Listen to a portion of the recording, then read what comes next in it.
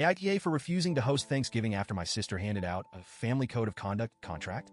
5 years ago, when I moved into my little two-bedroom house, I took on the mantle of hosting the family Thanksgiving. It was a big deal for me, finally having the space and confidence to invite everyone over, cook a massive meal, and watch the chaos unfold. It was never perfect. The turkey didn't always come out on time. Someone inevitably spilled wine on the tablecloth, and political debates occasionally flared up. But that was part of the charm. The imperfections made it feel real, made it feel like us. Fast forward to this year. My sister, Rachel, 29F, has always had a bit of a fixer personality. Growing up, she was the one who made chore charts for the family or tried to mediate sibling fights with conflict resolution techniques she read about in some book. It was endearing when we were kids, but as adults, it can feel overbearing. This year, Rachel said she wanted to help with Thanksgiving. Initially, I thought, great, maybe she'll handle dessert or set the table. I should have known better. About a week before Thanksgiving, Rachel showed up at my house with a manila folder. She had that look on her face, the one that says, I have a plan, and it's foolproof. I was in the middle of cleaning the kitchen, prepping for the onslaught of family, and barely glanced at her when she sat down at the table. Hey, I said casually, scrubbing a pan. What's up? I've been thinking, she started, pulling out a neatly typed stack of papers. Thanksgiving is always such a mess. Don't you think it would be nice if we had a little more structure this year? I laughed, assuming she was joking. Rachel, Thanksgiving is supposed to be a mess. That's half the fun. She didn't laugh. Instead, she slid the stack of papers across the table toward me. Just read this. It's a family code of conduct. I think it'll really help things go smoothly. I stared at the papers, dumbfounded. You made a what? A family code of conduct, she repeated, as if it were the most normal thing in the world. It's just some guidelines to keep the day running smoothly. I really think it'll improve our dynamics. At this point, I was intrigued enough to pick up the papers.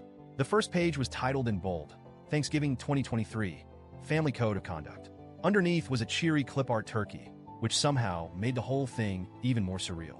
I started skimming. By the second bullet point, I had to sit down because my legs were weak from trying not to laugh. Let me share some gems with you. No overlapping conversations at the dinner table. Rachel had written, to ensure everyone's voice is heard, we will take turns speaking, like in a respectful debate club. Debate club? At Thanksgiving? No political or controversial topics. This one was standard fare, but she added that she would be the final arbiter of what was too heated. So basically, Rachel was setting herself up as the Thanksgiving dictator. Dress code, smart casual. Her reasoning? Holiday photos should reflect well on the family. I couldn't help but picture my 4-year-old nephew in a blazer, screaming while someone tried to wrestle shoes onto him. Assigned seating. Rachel proudly declared she had spent hours crafting a seating chart based on optimal personality compatibility. I later found out she was planning to separate me and my brother because we encourage each other's sarcasm. There were more, but by this point, I was half laughing, half horrified. Rachel, I said, trying to keep my voice steady. You can't be serious. I am, she replied, deadpan. If we all follow these guidelines, we'll have a harmonious Thanksgiving for once. For once? I echoed. What's wrong with the way we've been doing it? You mean the constant chaos, she said, crossing her arms. Every year, someone gets upset, someone drinks too much, and we leave feeling drained. This will fix that. I put the papers down and took a deep breath. Rachel, I appreciate your effort, but Thanksgiving isn't about perfection. It's about family, chaos, and all. I'm not going to enforce a code of conduct in my house. She looked genuinely offended. So you're not even willing to try? I worked hard on this. It's not about your effort, I said, trying to stay calm. It's just not realistic. This isn't a corporate retreat. It's Thanksgiving. Her face darkened. Fine. If you're not willing to work with me, maybe I should host Thanksgiving this year. That was the moment I snapped. You know what? Go ahead. Host Thanksgiving. I'm done. Her eyes widened. What do you mean? I mean Thanksgiving in my house is canceled. If you want to be in charge, be in charge. You can host it at your place. She stormed out, and I immediately started getting texts from my mom.